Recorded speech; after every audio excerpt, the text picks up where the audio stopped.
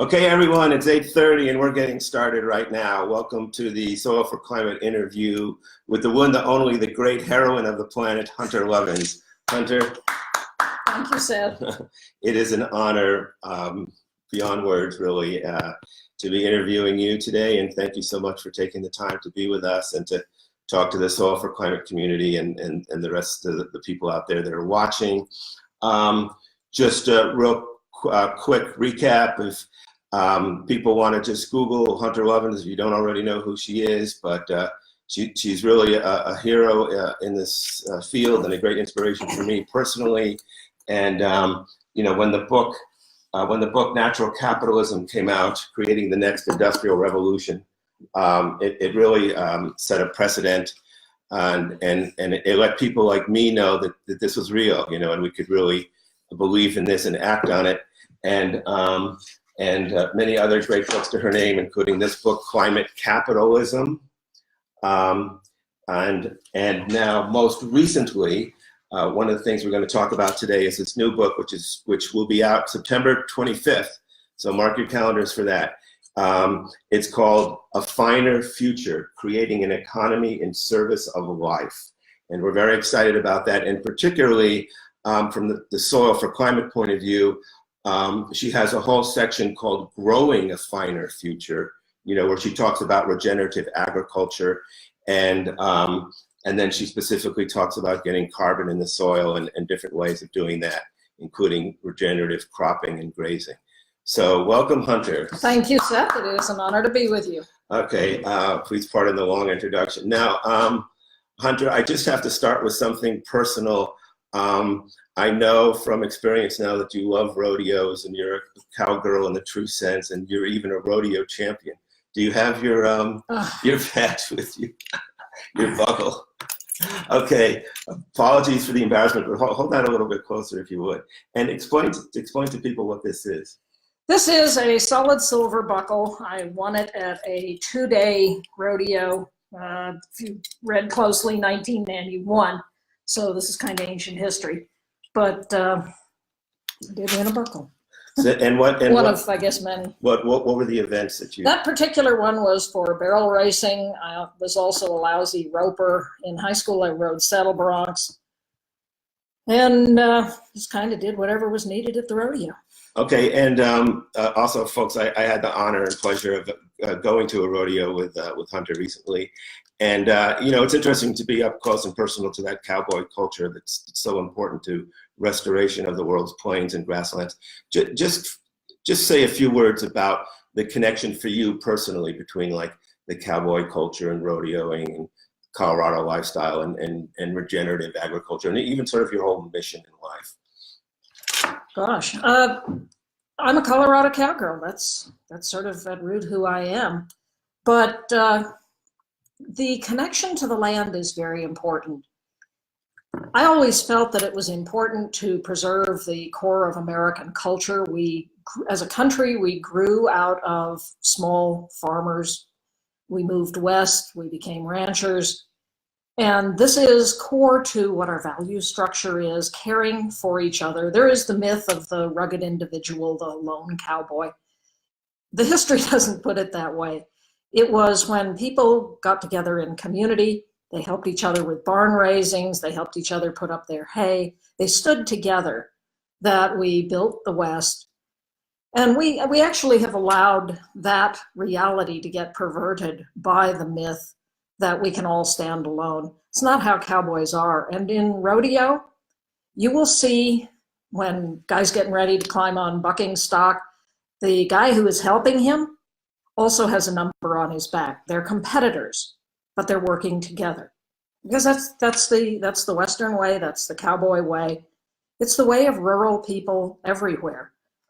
But as we began to grapple with the climate crisis, and it is a crisis, and look for solutions, it turns out there really are only two. We can stop emitting as much carbon into the air, and the answer to that is renewable energy and an immediate shift to sustainable uses of energy. But the other half, that gets us about half the way to solving the climate crisis. The other half is we've got to suck the stuff out of the air and put it back where it belongs in the soil. Now, there are all sorts of very complicated, expensive ways, direct air capture of carbon, costing $100 a ton up to several $1,000s a ton. There are screwy ideas like spreading iron filings all over the ocean and trying to increase the growth of plankton, or putting stuff up in space, trying to reduce the amount of sunshine that hits the Earth. We know so little about the Earth's ecosystem. We risk exterminating ourselves and all of life if we start doing screwy ideas like that. And we'll pay several $1,000s a ton of getting rid of carbon, when we have the answer right beneath our feet. For millennia, across the Great Plains of the United States, across Africa, animals grazed, dense packed because of predators. If you're a bison and there's a pack of wolves, the safe place to be is in the middle of the herds. Everybody's trying to get into the middle. They eat everything because they're dense packed. They fertilize the soil, their hooves chop it up, and then they move on to where there is fresh grass. They don't stay and eat where they've just fertilized. So they are constantly in motion. The wolves are constantly nipping at their flanks. And over millennia in the Great Plains, we built up 10 feet of thick black soil. That black is carbon, if you will, young coal. The first pioneers came across, started cutting the plains, growing their crops, and we're now down to inches of that thick black soil. So what if we could put it back? It turns out we can. People like Gabe Brown, North Dakota corn soybean farmer who was going broke, so he said, I've got to cut my costs. So he went to no-till. He didn't break the soil. Then he went to planting cover crops that cooled the soil. Then he brought animals on. The animal impact, the trampling, the eating, the fertilizing, started to build carbon back in his soil. And he's gone on some of his plots from a little over 1% soil organic material to now on some of them as high as 15, I think average of 11. His native prairie soil is 7% soil organic matter. What Gabe is doing is rolling climate change backward. What if we did that over all the world's grasslands? Why do you do it? Because it's profitable. Gabe's ranch is now profitable. He's selling beef and various other animal products. He's selling honey. He's doing agritourism. Oh, and he's still growing corn and soybeans, but he's doing it sustainably. He's doing it regeneratively. And he's solving the climate crisis. But because it's profitable, we contrast that to the several $1,000s a ton to sequester carbon through direct air capture. This is profitable. Farmers and ranchers ought to be doing this anyway because it keeps them in business. Now, when you have something that's profitable, it can go to scale. And this is what gives me hope that we can solve the climate crisis. Analysts like Tony Seba, Stanford prof, say we will be 100% renewable by 2030, again, because doing this is profitable. Tony cites 4 technologies and a business model. Fall in the cost of solar, and utility scale solar is now below 2 cents a kilowatt hour. Just running a natural gas plant is about 4 cents a kilowatt hour. Batteries. Elon Musk was able to put a utility scale battery system up in Southern California when the Aliso Canyon gas well blew out in record time and at a price point roughly equivalent to a natural gas peaking plant. Battery costs are falling dramatically. The electric car, China has said, we're going to phase out the internal combustion engine. General Motors has said our future is electric. And the driverless car, these things are on the road now. Yeah, automatic Tesla killed somebody the other day. 6,000 people die every year in car pedestrian crashes with ordinary fueled cars. Cars are dangerous. It turns out the autonomous cars are vastly safer than having a fallible human driving these things. But what's interesting is the business model. If you have AEV, autonomous electric vehicle, you whistle one up on your smartphone. It comes, takes you to where you're going, drops you off, goes get somebody else. Now you need 1/6 the number of cars on the road, so you have lots of city land left over to, what, make affordable housing or parks. It costs tenfold less than what you pay today to buy, maintain, fuel, insure a private vehicle. At tenfold less, people are going to go to that. You power them with utility scale renewables. You have just transformed the energy system. No longer do we need coal plants for electricity, oil to run vehicles. We're now 100% renewable. And Tony says that this is inevitable. Now, if you don't believe me, check out Tony. If you Google SEBA, S-E-B-A, C-R-E-S, which is a video he shot about a year ago here in Colorado, and then SEBA, S-E-B-A, World Affairs. You'll get a separate video shot a couple months ago where he walks through this logic.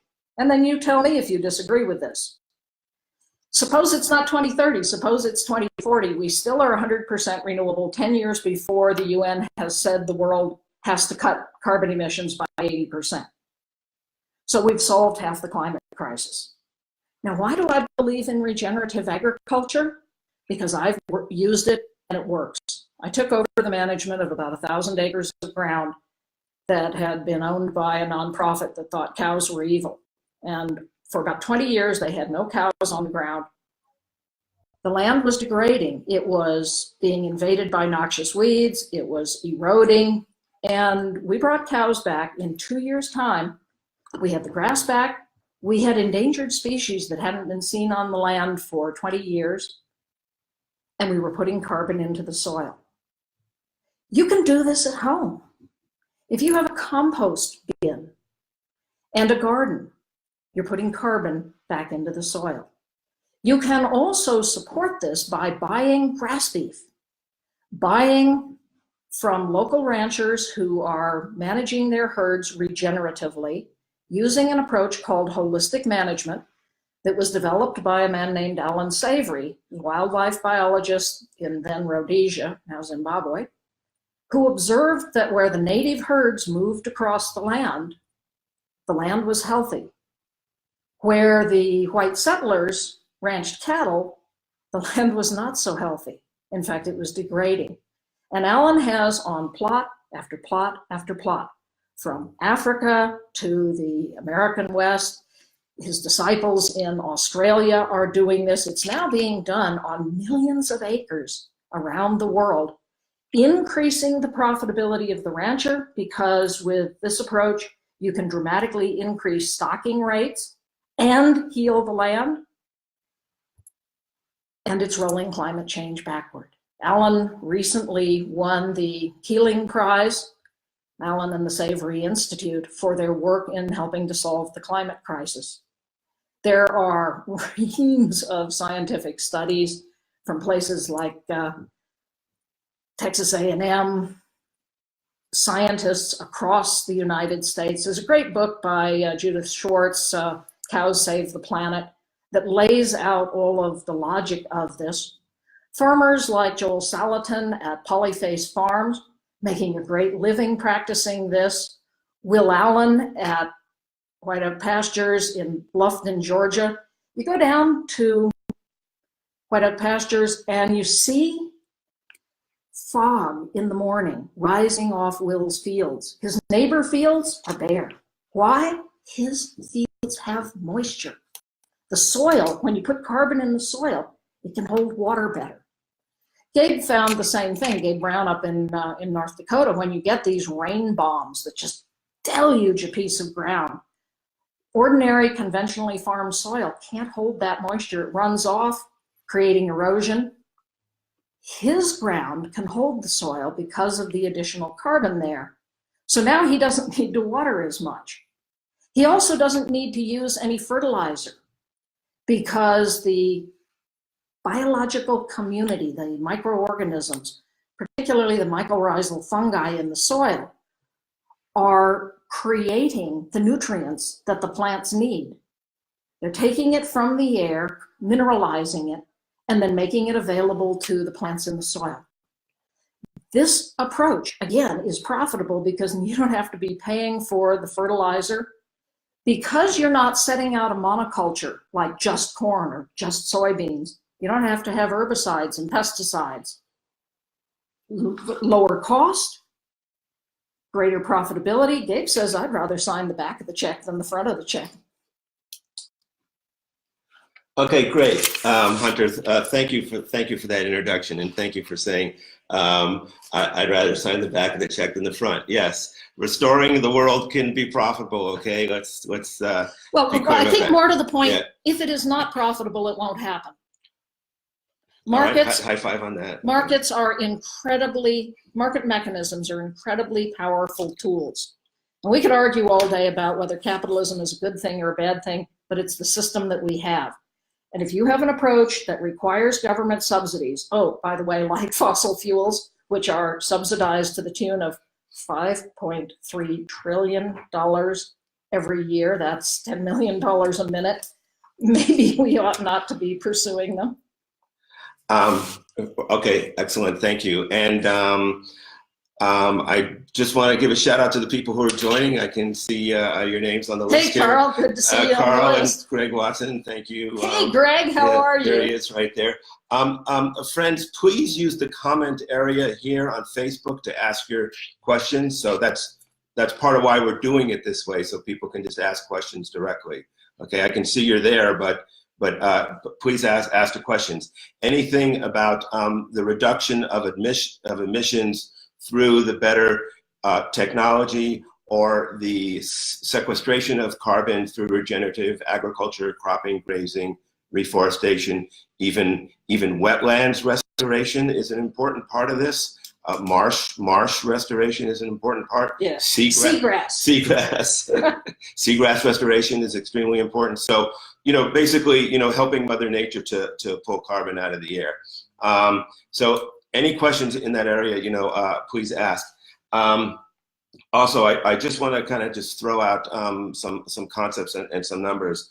What we talk a lot in the climate science modeling about the forcing that the extra CO2 in the atmosphere creates. It's called forcing. Okay, and then that's the greenhouse effect.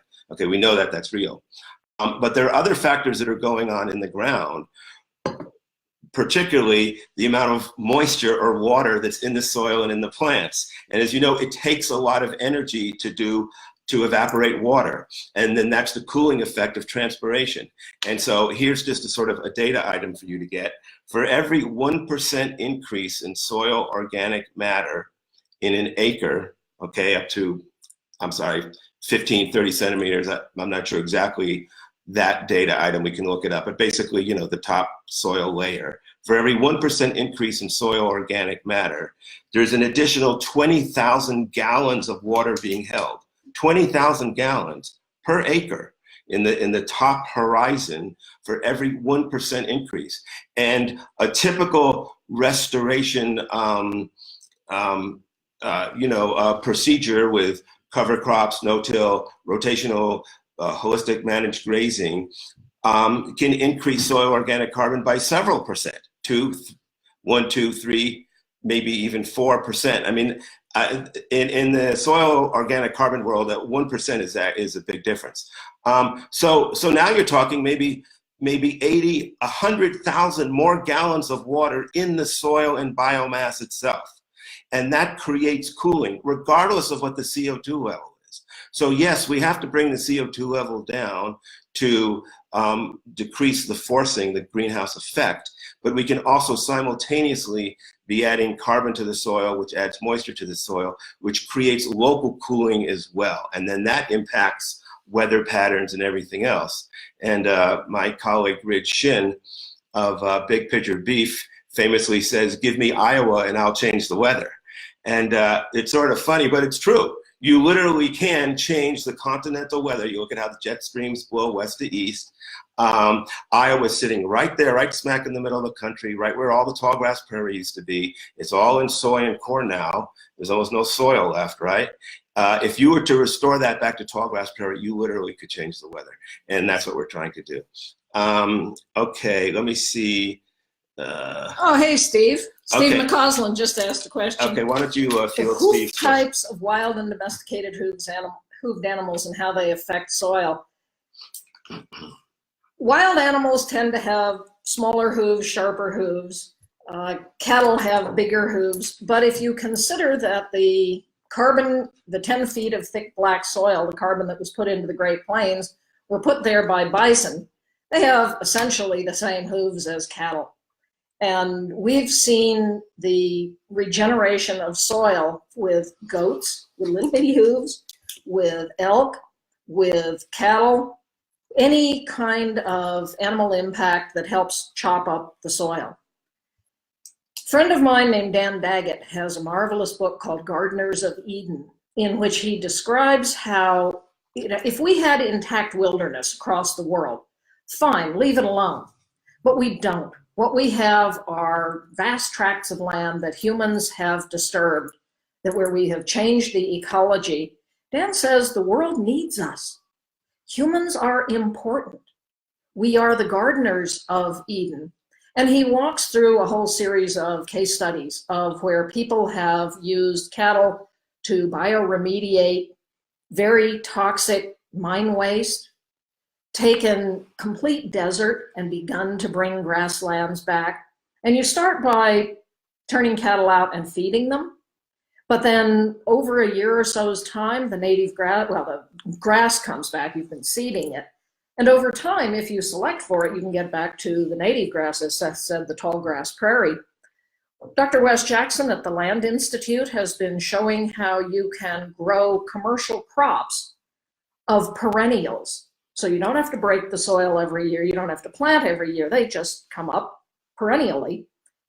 And Patagonia has now started producing and selling what it calls long root ale, because these prairie grasses have very, very long roots, 10 feet long roots. That's taking the carbon out of the air, putting it 10 feet deep. And they are using a perennial wheat that Wes developed called Kernza. Makes great bread, by the way.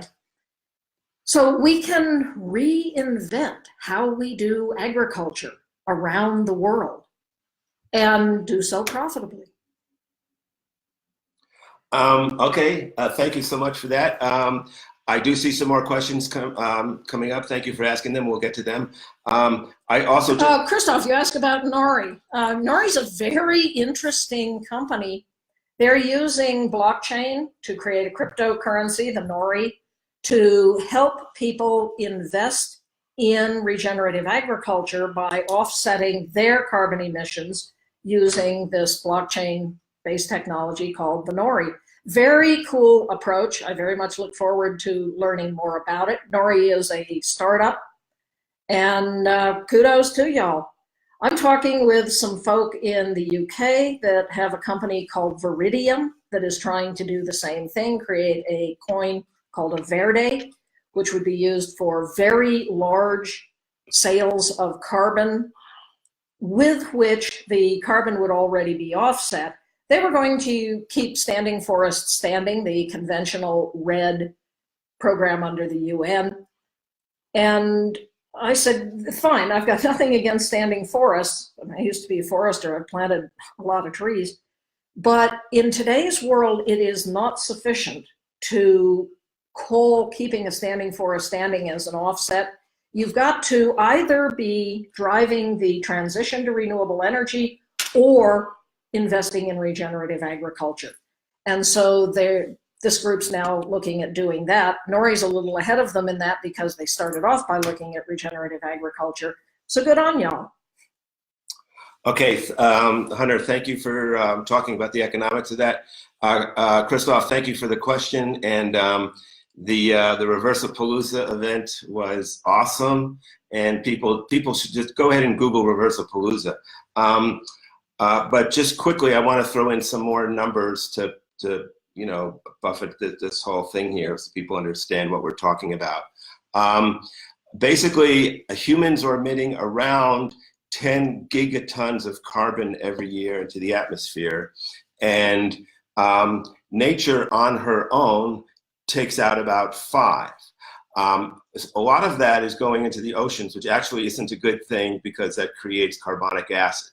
But about half of it is going into soil, which is a good thing. So that leaves about 5 gigatons of carbon in the air in terms of extra loading, and that's why the parts per million of CO2 goes up every year. We obviously need to decrease the loading through the better technology, the green electric technology that Hunter was talking about, but we also need to increase the amount of carbon capture through agriculture and regenerative cropping and grazing and reforestation, not just using a standing forest as an offset, no, actually creating new forests and wetlands restoration. And then, so there needs to be a point where, you know, the emissions levels off and the drawdown, the sequestration is bigger than the emissions. And at that point, the carbon level in the atmosphere actually starts to go down. Now, Richard Teague from Texas A&M has a recent paper, and he says in North America alone, through regenerative cropping and grazing, we could be drawing down 1.2 gigatons of carbon per year just in North America. And if you multiply his per acre numbers by the world, by all the cropping and grazing land that's available in the world, that comes out to about 10 gigatons. So we could conceivably be pulling out 10 gigatons of carbon per year every year, which would offset all of our loading and start to pull us down. But of course, we need to stop emissions as well. I mean, the point is, you know, we're going to be in bed with this problem for a long time. So we need to seriously do both. Stop the emissions and also increase the sequestration. Emissions. Emissions. Admissions. Admissions. Well, okay. Anyway, Hunter, just want to get to a personal thing here. Just talk briefly about growing up with MLK Jr. or seeing him as a child and how that inspired you, and particularly also Cesar Chavez. My mother used to work with John L. Lewis in the coal fields of West Virginia. My dad helped mentor Cesar Chavez and Martin King. They were around the house when I was growing up. So people say, well, at what point in your life did you decide to do this? I'm not sure I had a whole lot of choice. This is what you do, try to make the world a better place. Well, but how old were you when they were actually coming around, and did you have conversations? Young, not much. I was a kid. But nonetheless, when people like that are in your presence, you are affected. I remember the day my mother came home and said, we're not buying grapes anymore. I said, why not? I like grapes. She said, Cesar's boycotting them. To this day, I have a hard time buying a grape. So I grow my own.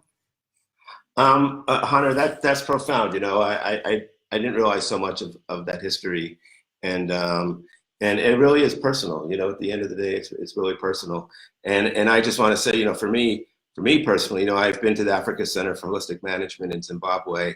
I've stood in tall grass where there used to be desert, and I just encourage other people to do that, because once you do, you know, as I say, I'm standing in the efficacy. No one can ever take that experience away from you. No one can ever say this doesn't work. You can't reverse desertification. You can, and I witnessed it myself, and I encourage other people. Well, go down to Bluffton, Georgia. Take a vacation. Go stay at White Oak Pastures with Will. And one of the things that you'll see is the little town of Bluffton, which was decaying. The buildings were falling apart, rotting. Kudzu was taking them over. Will hires 137 people on his acreage. His neighbor farmer, commodity peanut farmer, same acreage, has 4 employees. Commodity agriculture is destroying not only the soil, but rural culture. Will, because he's hiring all of these people, giving them jobs, enabling them to live in their hometown, is rebuilding the town of Bluffton. We were on a tour, and Will pointed out a bald eagle. To those of us who live in Colorado, that's not quite such a rare experience. But he said when he started doing this, they only occasionally see an eagle. Now they have 80 breeding pair. Why are they there? They're eating his chickens. He runs pasture chickens, totally free-range chickens. These things are just out there in his pastures, helping to do bug control after he's run cattle on the land. And the eagles are having a field day. Will loses thousands of chickens a year to the eagles. He said, I'm not going to shoot them. So people say I'm supposed to tithe to the church. I guess I'm tithing to nature. So now he has agro-tourism where people can come and see the eagles. This is the kind of attitude of working with nature, of learning from nature that regenerative farmers and ranchers practice. And it's a better practice for all of us. If you know where your food comes from, I fed Seth last night a supper, literally went out to my garden and dug up some potatoes and harvested some lettuce, and we toasted a steak from a steer that was named Larkspur. Larkspur had a great life, lived on the ranch, and is now nourishing us. This is a connection to your home, to your community, to the people that you work with that most of us have lost. When you engage in regenerative agriculture, you can get it back. Seth and I went to a meeting the other night put on by a marvelous man named Woody Tash. Woody has pulled together a group of about 75 people. They've all bought in for about $250 to a group called Soil. They meet once a month and get pitched by local farmers. In this case, a man from literally a block down the road from where we're sitting, who has a farm called Aspen Moon Farms. It's a biodynamic organic farm, was asking for a modest loan. A woman who has, what does she call that thing, micro ranches? Micro ranching and micro herding. Who's growing crickets and mealworms as an alternative source of protein. And this group collectively spoke with these entrepreneurs, asked them questions. A fellow had done a due diligence sheet of looking at their books. Are these going concerns? And the group collectively voted to give them their loans. 0 interest loans. They're not in this to make money. They are in this to grow their culture, to grow their community, and to grow the capacity of the Boulder Valley to produce food of the sort that we want to eat. Now, I'd much rather go down the road where Aspen Moon is growing cattle and chickens and delicious vegetables than eat crickets, but that's just me. I've been down in Mexico and they come out with this big old bowl of crickets. They're fried up crickets, and I ate them and they were pretty good. So whatever's tasty to you. That's right. Okay. There's no accounting for taste, right? No, actually, I was at that meeting, and this woman was lovely, and she's an entrepreneur. She wants to do insect protein, and good for her. So they supported it. Also, I told Woody I'm going to buy in. I'm going to become a member of yeah. No, you should, and I'm happy that I'm a member myself. Please post questions here on the right in the comment area. We've got about 15 minutes left, a little bit less. So please post your questions now. I want to say something about the sort of the eco-tourism, agro-tourism. So Soil4Climate is working with a project in Kenya. We're hoping to get this off the ground, but some of you may already have heard about it.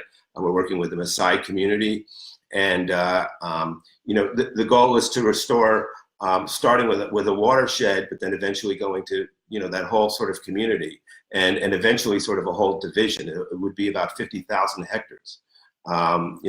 That's quite a big area to be working with, but in terms of the whole world, it's small. But nonetheless, that's the goal. And these would be measurable outcomes. You'd be able to see the improvement of carbon in the soil. You'd be able to measure it. You'd be able to see the better grass. You could, from space, from Google Earth satellites, you could tell the reflectivity difference. You could tell the temperature difference. We want verifiable changes in land. And then that's a climate solution. So anyway, getting back to the tourism thing, the typical thing to go to Kenya, you see a Maasai community and they put on their robes and they do cultural things, and it's sort of a Western tourism thing, and you see it and you leave. But we want to do something where, like, this is regenerative agriculture and cultural tourism. Like, yes, you go to this community and you learn about how they've restored their land. And now it's not just like, this. Oh, look at the noble savage. Oh, look at the noble savage. It's like, no, these people are your future. They're restoring soil, and you need to learn from them how to do it. So, that's my hope in terms of where we're going to go. And I also just wanted to say something about, so we're talking to Hunter. So her new book is called A Finer Future, Creating an Economy in Service of Life. This will be out September 25th. And there is a whole section in it on on regenerative agriculture called Growing a Finer Future. And then there's a whole section in that titled How Much Carbon Can We Draw Down? And in that section, it cites a policy brief, a technical paper that I want to refer to you now. Soil4Climate was a co-author with a group at Tufts University called GDAE, that stands for Global Development and Environment Institute. Global Development and Environment Institute, just GDAE, G-D-A-E. And the title of the paper is Hope Below Our Feet, Soil as a Climate Solution. So please Google that. And I think that's a pretty good brief in terms of numbers and that type of thing. And we're delighted that Hunter has cited it in her new book. Okay, so please ask your questions. We responded to him, we responded. Okay, so Hunter, anything else you want to just add? Like if you want to sort of give people a direction, do this, what's like the number one thing for people to do? People ask, what can I do? And my standard answer is dot. Do one thing. Every day. What's your dot? Wake up in the morning and say to yourself, what's my dot today? You can have a dot for a long time. One of my dots is do not drink from plastic bottles of water. Go cups do just fine. I don't always adhere to it. I forget my Go cup. I'm somewhere where they're serving large quantities of bottled water and nothing else. Fine, you will fall down on your dot. Plastic straws, that's my latest dot. And so I've asked everybody around me, when we go out to a restaurant, remind me, no straws, no straws. We Americans use, I forget what the exact number is, 500 school buses worth of plastic straws every year, most of which go into the ocean. They fall through the cracks of recycling facilities, they wash away. And in the scheme of things, that's insignificant. What do you drive? I drive a Leaf, an electric car. I fuel it off the solar panels at the ranch, so I drive for free. And I got into this because a friend of mine said he just bought an electric car. He did it for the math. He said, I went down to the dealer and talked with them about what I would pay in monthly payments, and I realized what they want me to pay in monthly payments is what I have been paying for gasoline. He said, so I bought one. I love it. I've been down in Denver debating the frackers, and they put a guy up against me who was really good, and he had the last word. And he said, look, you drive vehicles, you need our product, we're going to drill it, you're going to buy it. I went home fairly depressed. Woke up the next morning. My husband, who's a horseshoer, was going to go horseshoeing, and it was raining. And he said, hey, you want to go test drive a Leaf? I said, yeah, I do. So we went down to the dealership, and they had a used one. And I drove it. I said, can I really drive it? Can I punch it? He said, yeah, it's true what they say about electric cars. The torque is awesome. And so we bought it. My husband drives it. He calls it the hippie car. He and another good old boy were sitting at a stoplight, and there was one of these coal rolling trucks, big truck with diesel truck with diesel tuned so that it'll blow black smoke all over Priuses. And they were coal rolling Rob and James. And Rob just smiled, waited for the light to change, left the old boy in the dust. I have so far off the line beat a Porsche, Mercedes, a BMW, Mustang, and these big smoker trucks. Electric car is a screamer. You will love driving it. As more of us switch to electrics, that's less petroleum oil that we're digging up from insecure parts of the world, shipping all over the world, and then blown out as smog into our cities. What do you eat? Where does it come from? The average molecule of food in the United States travels 2,500 miles before somebody eats it. You belong to a CSA, a community-supported agriculture. Aspen Moon down the way has a CSA. CSAs all across the country. When you buy into a CSA, you get to know the farmer. You realize what their challenges are. You're there, you're beginning to become part of your community. These are the kinds of lifestyle choices that you can make. Who made the shirt on your back? I buy most of my clothes at Goodwill. Goodwill, of course, helps disabled people, people who are down on their luck, get a second chance at life. Everything you do throughout your day is a choice of whether or not you are helping to create a finer future. The reason we wrote the book, and I wrote it with Stuart Wallace, who for many years ran New Economics Foundation in the UK, Anders Wigman, who runs the Swedish government's climate organization, John Fullerton, who founded Capital Institute. John was 18 years at JP Morgan until he walked away. He said, we can do this better. And in the book, we walk through what the very real and scary challenges are facing us. We're in a horse race with catastrophe. The good news is we're in the race and we know what to do. We have all the technologies we need to solve all the problems facing us. We need a new story. We need a story of, as Buckminster Fuller said, a world that works for 100% of humanity. So I've been working with a group of people like Andrew Winston, author of the great book, Big Pivot, or Freya Williams, who wrote the book Green Giants, profiling the next billion-dollar companies and how they bake sustainability into everything that they're doing. Dr. Michael Pearson at Fordham, people who are reframing what humanistic management means and who we are as human beings. The narrative that runs the world now is that we're all greedy bastards. But that's okay, because markets are perfect, and in a perfect market, you versus me will somehow aggregate to the greater good for all. Yeah, right, bullshit. But because markets are perfect, we don't need government. So government should get, as Grover Norquist said, drowned in a bathtub. And this is the world that is now driving humanity and many other species, 10 of which go extinct today, to the edge of collapse. We need a new story, what we have said, shared prosperity on a healthy planet. And in the book, we walk through how to transform corporations, finance, energy, agriculture. There are many other sectors, but the book would be a tome if we took them all on. Look at the policy measures that are needed. Do you vote? Please do, it matters. And get engaged in politics at your local level. Do you know the names of your city council people? Do you know your congressman? Congressperson, in my case it's a congressman, who's now running for governor. And when he announced for governor, I walked up to him, brilliant man named Jared Polis. I walked up to him and said, Jared, I'm with you. Because I know him and I know what he does. He's always been there for me. If I need something, I can call him up on the phone. You ought to know your congressperson. You ought to know your senator.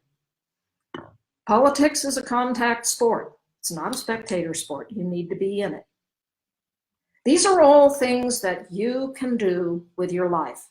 But remember, do one thing. Thank you, Hunter. Thank you so much. If I can jump in here for a second right now, because we're running out of time and I just want to say a few things. Thank you. You know, the one thing I do is I buy local grass-fed beef whenever I can when I'm in the supermarket. Like, that's my one thing. And also, just based on what Hunter just said, I was just taking some notes. One thing about voting and the legislative side, so folks, Soil4Climate is active in legislation. We've actually contributed to 2 bills, Massachusetts and Vermont, and given testimony on several others. So please Google Healthy Soils Act or Healthy Soils Initiative or Healthy Soils Vermont or Healthy Soils Connecticut or Healthy Soils Massachusetts or Colorado or California, now Texas. So there's a whole sort of movement to get healthy soils in the legislative narrative. There's various spins on exactly how it will work and how it gets financed. Some are looking at a finance on fertilizer and then giving that money to farmers that can show improvements in soil. So that's a whole thread. Get involved in that. The whole thing about like a new story. Imagine if when you go into Whole Foods, all the aisles, the whole layout of the store is based on its carbon footprint of the food product. Just think about that for a second. You know, you go in there, you know, so Jeff Bezos owns it now. It's Amazon Foods, right? So there's the wealthiest man in the world, $150 billion. Imagine if the whole thing is just retooled based on the carbon footprint of the product you want to buy, okay? And which would be the best product? That is the product that's not only minimally hurting the climate, but is actually helping the climate. Like there's actually a negative carbon footprint or a drawdown associated with that product. From what I can tell, regeneratively grown beef. It would obviously be regeneratively managed beef. There's no question about it. And then next would be crops that are part of a beef rotation. No-till cover crops that are then part of a beef rotation. That's it. You know, the alternatives, and I don't want to regenerative eggs. Right. Well, exactly. So, you know, a system in that space in which animals. Long root ale.